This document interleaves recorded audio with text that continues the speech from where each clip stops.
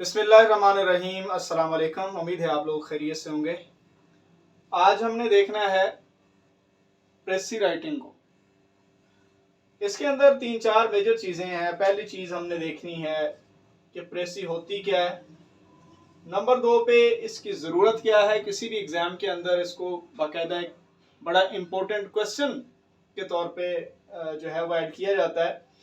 उसके बाद नंबर 3 पे हम देखेंगे कि इसकी बेसिक रिक्वायरमेंट क्या होती है, और बेसिक रिक्वायरमेंट के साथ हम एक अच्छी प्रेसी की क्वालिटीज़ क्या होती है उसको भी डील करेंगे।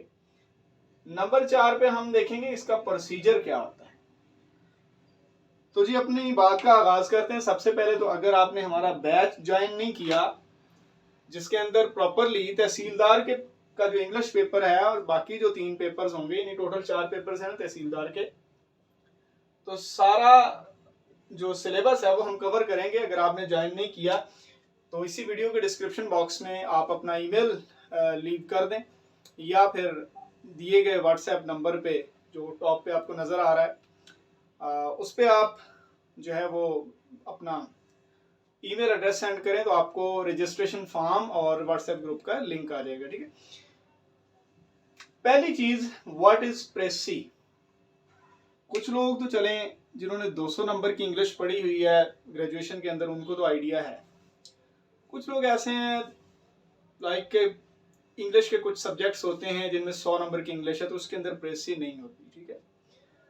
तो प्रेसी का मतलब क्या है, कहीं कहीं आपको यह भी मिल जाएगा कि प्रेसी का मतलब है जी एक मुख्तसर या समरी किसी चीज की।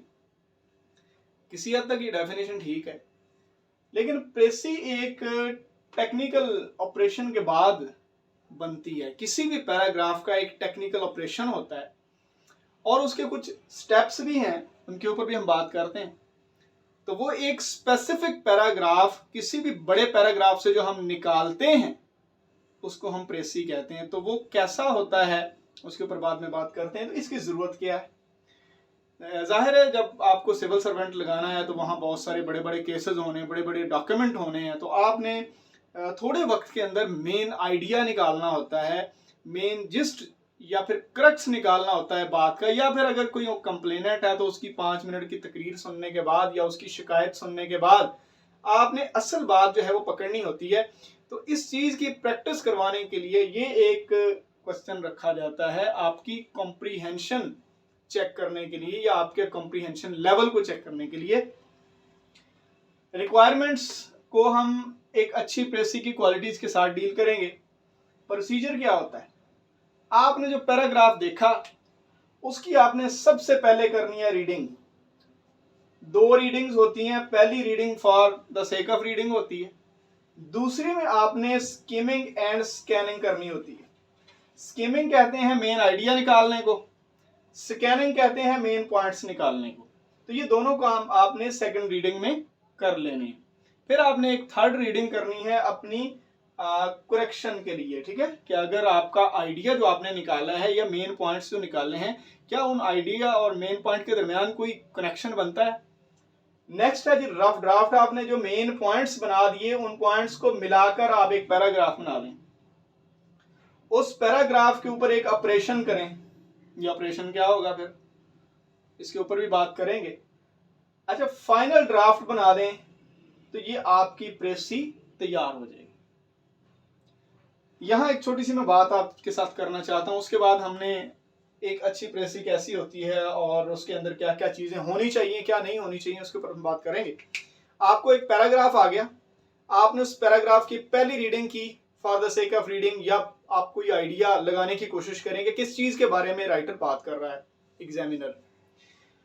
दूसरी रीडिंग के अंदर आपने स्किमिंग यानी मेन आइडिया निकाल लिया, अपने दिमाग के अंदर एक चीज फिक्स कर ली कि ये चीज फलां, ये पैराग्राफ फलां चीज के बारे में लिखा गया। फिर स्कैनिंग करनी है, आपने मेन पॉइंट्स भी निकालने। उसके बाद रफ ड्राफ्ट, फिर उस ड्राफ्ट को कंडेंस करने की कोशिश करनी है, क्योंकि ये 1/3 होती है।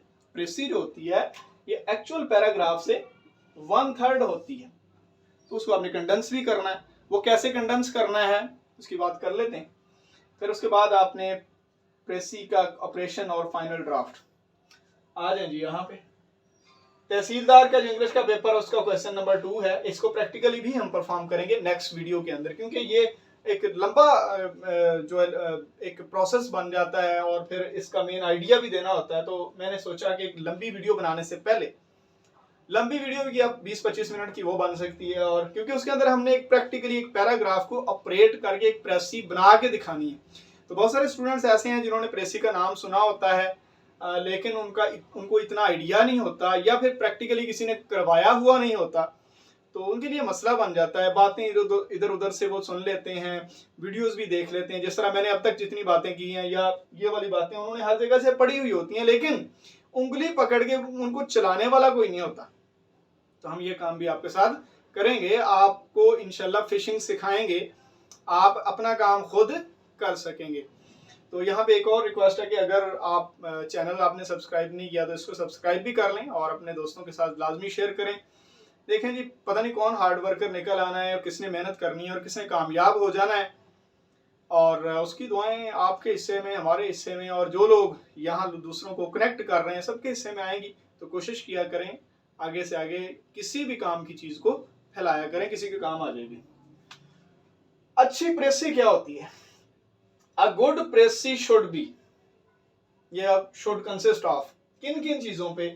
पहली बात यह है कि जब आपने एक कुछ 400 या 500 वर्ड्स का पैराग्राफ देखा, आपने कुछ 125 वर्ड्स की उसकी प्रेसी बनानी है, तो आपकी प्रेसी की पहली लाइन मेन आइडिया से स्टार्ट होनी चाहिए, ताकि एग्जामिनर को पहली बात तो ये समझ आ जाए कि भाई मेन आइडिया इसने पकड़ लिया। आधी प्रेसी तो आपकी वहीं पास हो जाएगी।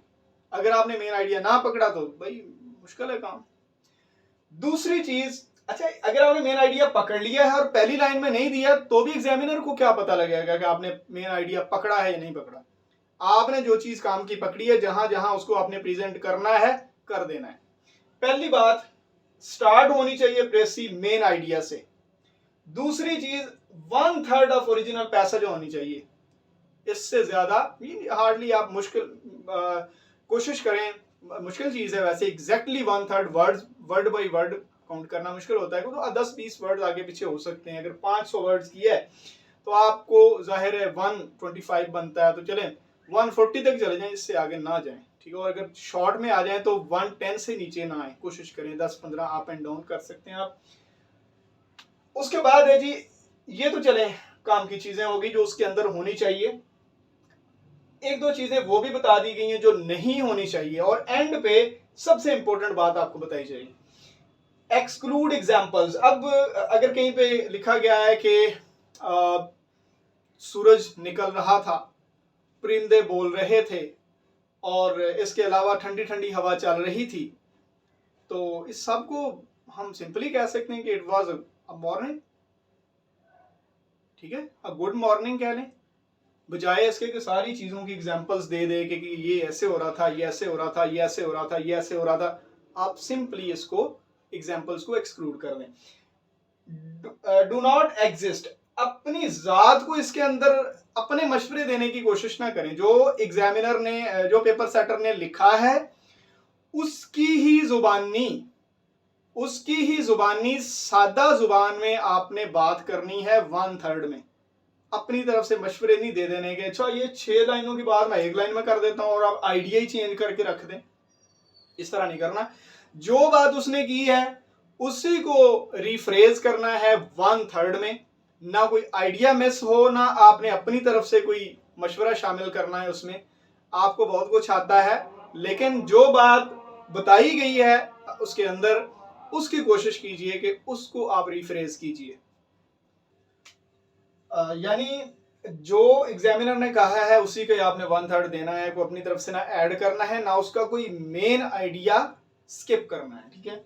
और एंड पे 5 C's जो हैं ये कम्युनिकेशन स्किल्स के अंदर भी आते हैं और किसी भी अच्छी राइटिंग की क्वालिटीज के अंदर भी आते हैं। तो जाहिर है प्रेसी एक बहुत बड़े पैराग्राफ की जिस या क्रक्स जिसको आप कहते हैं वो होती है, लिहाजा इन चीज़ों को भी हर तरह से आपने मद्देनजर रखना है कि 5 C's क्लियर होनी चाहिए, कंसाइज होनी चाहिए, कोहेरेंट होनी चाहिए, कंप्लीट और करेक्ट, बातें वही हैं जो ऊपर की गई हैं, क्लियर होनी चाहिए, सारी एम्बिग्विटी निकाल कर आपने अपने माइंड में आइडियाज को कनेक्ट करके फिर पैराग्राफ बनाना होता है, जिस तरह ये बताया गया है सारा। ठीक है। कंसाइज, तो ये तो बात 1/3 मीन कंसाइज ही है। कोहेरेंट, आइडियाज कनेक्टेड हो, इसमें कंप्लीट होनी चाहिए, कोई आइडिया आपने स्किप नहीं करना। करेक्ट, जो बात एग्जामिनर ने या पेपर सेटर ने कही है या राइटर ने कही है उसी के अकॉर्डिंग आपने बात करनी है, कोई नया आइडिया डाल के उसको इनकरेक्ट नहीं करना, जो बात एक्चुअल में हुई है वही बात आपने रिफ्रेज करनी है। तो उम्मीद करता हूं कि प्रेसी के बारे में जो बेसिक चीजें थी और इसका जो ऑपरेशन था और जो अच्छी प्रेसी की क्वालिटीज हैं, ये एक अच्छा इमेज आपके माइंड में बन गया होगा। नेक्स्ट वीडियो में इंशाल्लाह हम प्रेसी कंप्लीटली प्रिपेयर करके या प्रोड्यूस करके दिखाएंगे। कल की वीडियो इंशाल्लाह प्रेसी राइटिंग के ऊपर होगी और उसमें ओरिजिनली एक पैसेज को या पैराग्राफ को हम प्रेसी में कन्वर्ट करेंगे। अपना बहुत सारा ख्याल रखिए, अपने प्यारों का ख्याल रखिए, हमें दुआ में याद रखिए। अल्लाह ने